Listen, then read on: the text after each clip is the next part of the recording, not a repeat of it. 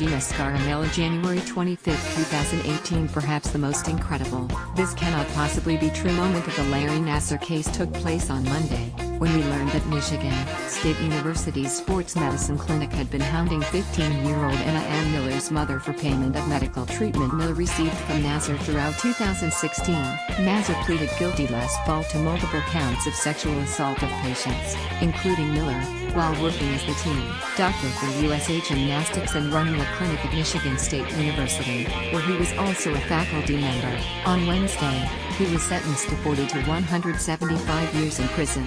In a separate case, Nassar pleaded guilty to child pornography charges, given the scores of victims, some of whom are using their platform as high-profile Olympic athletes to keep the media focused on the story, as well as the number of people who knew of Nassar's abuse of athletes for at least 2 decades but did nothing to protect his patients. We will be talking about this case for years to come, and we'll probably never stop talking about the survivor's extraordinary testimony. More than 150 gave compelling accounts of how not just Nassar's actions, but also the actions of those who shielded him, have affected their lives.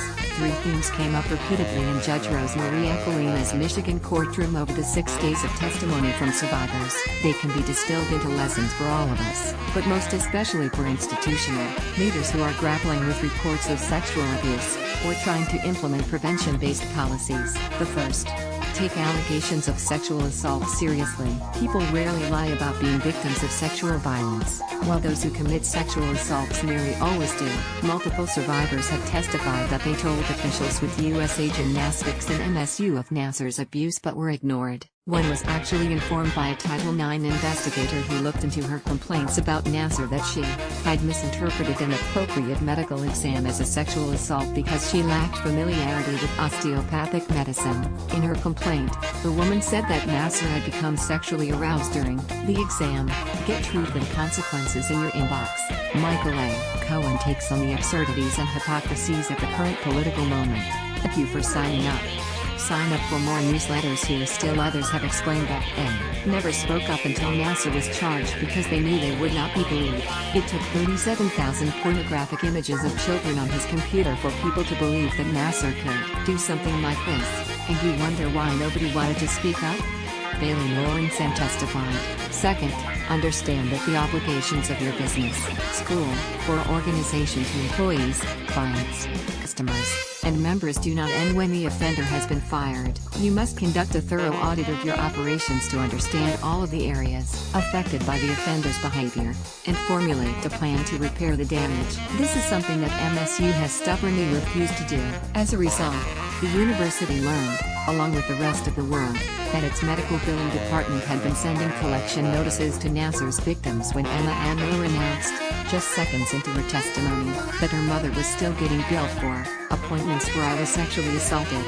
Within hours of Miller's testimony, MSU announced that it would no longer bill Miller or other former patients of Nassar's with an outstanding balance.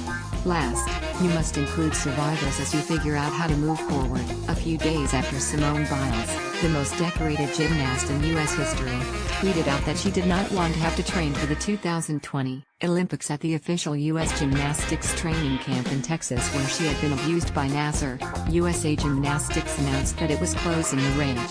The move drew praise for being responsive to those abused by Nassar. Then Olympian Aly Raisman, during her powerful testimony at Nassar's sentencing hearing, showed that closing the ranch was anything but responsive. Not only had USA Gymnastics not consulted any survivors about its decision, but athletes were also literally training at the facility when the announcement was made, Raisman said, and none had been warned ahead of time. If USA Gymnastics had included survivors in the decision-making process, the organization might have considered, rather than public relations, questions more relevant to athlete safety.